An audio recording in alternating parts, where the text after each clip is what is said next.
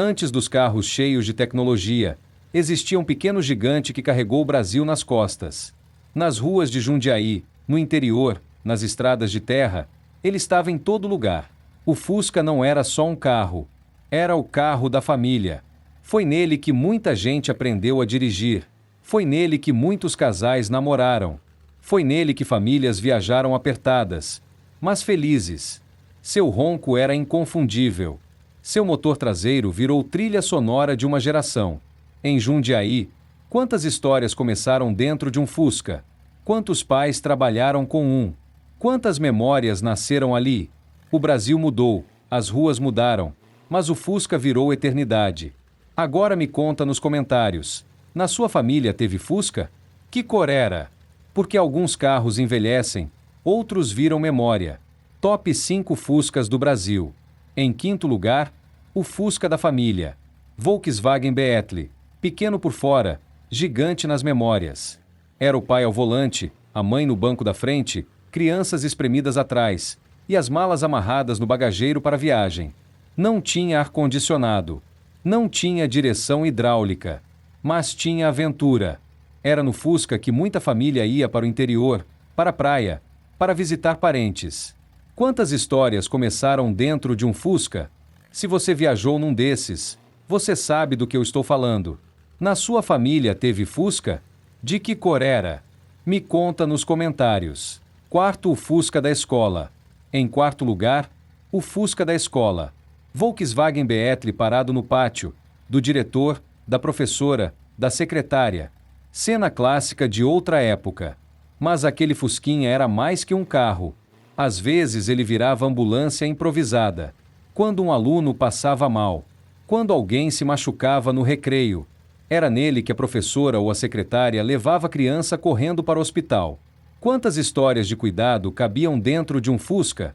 E quem viveu essa época talvez lembre de um detalhe curioso. Aquela porta do motorista que em certas curvas abria sozinha. E alguém gritava: "Segura a porta!" Pequenos sustos. Grandes memórias. O Fusca da escola não transportava só pessoas.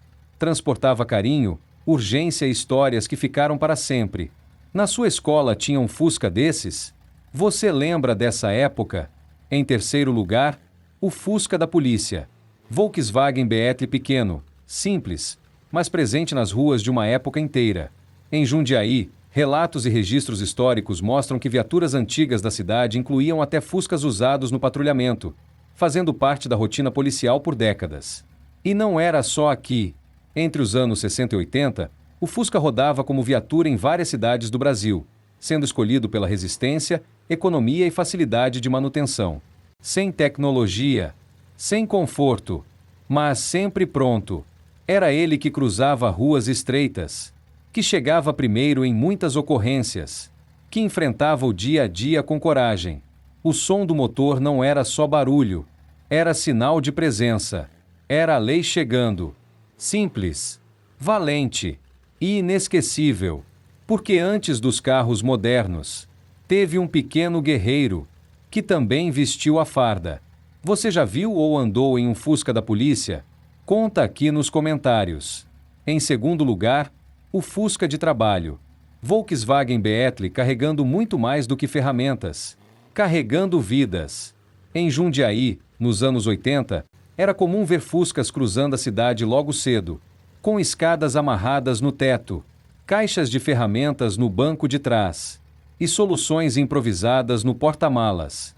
Eram eletricistas, mecânicos, vendedores, homens e mulheres que saíam antes do sol nascer e só voltavam quando o dia já tinha ido embora. Para muitos, o Fusca não era escolha, era sobrevivência. Era dele que vinha o sustento da casa. Era nele que sonhos simples eram mantidos vivos. Quantas contas ele ajudou a pagar? Quantas famílias ele sustentou em silêncio? Sem luxo, sem conforto, mas com uma resistência que parecia infinita.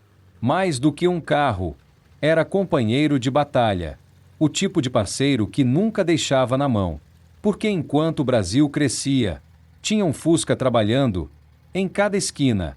Na sua rua tinha um Fusca de trabalho desses? Ou na sua família? Me conta aqui. Top 5. Hashtag um Fusca dos sonhos. Feche os olhos por um instante.